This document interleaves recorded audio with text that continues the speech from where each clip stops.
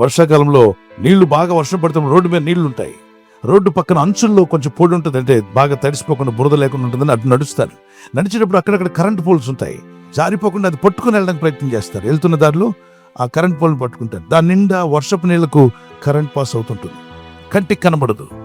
పట్టుకున్న వ్యక్తి పట్టుకున్నట్టుగానే కదలకుండా ఇరుచుకొని ప్రాణం పోగొట్టుకున్న వాళ్ళు ఎంతోమంది రోడ్ల మీద ప్రాణాలు పోయి, డ్యూటీకి వెళ్తూ, ఉద్యోగానికి వెళ్తూ, ఆఫీస్కి వెళ్తూ, జస్ట్ నడుస్తూ నీళ్ళలో దిగకూడదు కదా అని వెళ్ళి స్తంభాన్ని పట్టుకొని ప్రాణాలు తీసేసింది. ఆమె దాడుతున్నప్పుడు ఒక పోల్ కనిపిస్తే జస్ట్ చేయి వేసింది అంతే, ఆ ఆయుష్ని తీసేసింది. నిండు ఆయుష్ని నాశనం చేసేసింది. తన ప్రాణం పోతుందని తను ఊహించుకుంటూ ఉండదు. ఆమెను పట్టుకోవడానికి కూడా భయపడ్డారు. పట్టుకుంటే వాళ్ళని కూడా పట్టుకునే అవకాశం ఉంది. ప్రజలు వచ్చి ఆమెను రక్షించేలోగా ప్రాణం గాల్లో కలిసిపోయింది. చూడండి, ఆ చిన్న బిడ్డ సైకిల్ తొక్కుతూ వెళ్తూ సడన్గా ఆ పోల్ మీద చేయి పెట్టాడు. 2 పిల్లలు ప్రాణాలు పోగొట్టుకున్నారు. అక్కడ వర్క్ చేస్తున్నారు నీట్గా, కానీ అక్కడ కరెంటు వైర్ ఉందన్న సంగతి చూసుకోలేదు.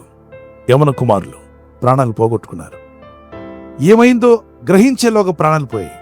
ఎంతోమంది చిన్న బిడ్డలు కావచ్చు, పెద్దలు కావచ్చు, ప్రత్యేకంగా ఈ వర్షాకాలంలో బయటికి వెళ్ళినప్పుడు ఐరన్ పోల్స్ కానీ నీళ్లున్న దగ్గర కానీ జాగ్రత్తగా ఉండండి. కరెంటు వాడుకోండి, కానీ దాంతో ఆడుకోకండి.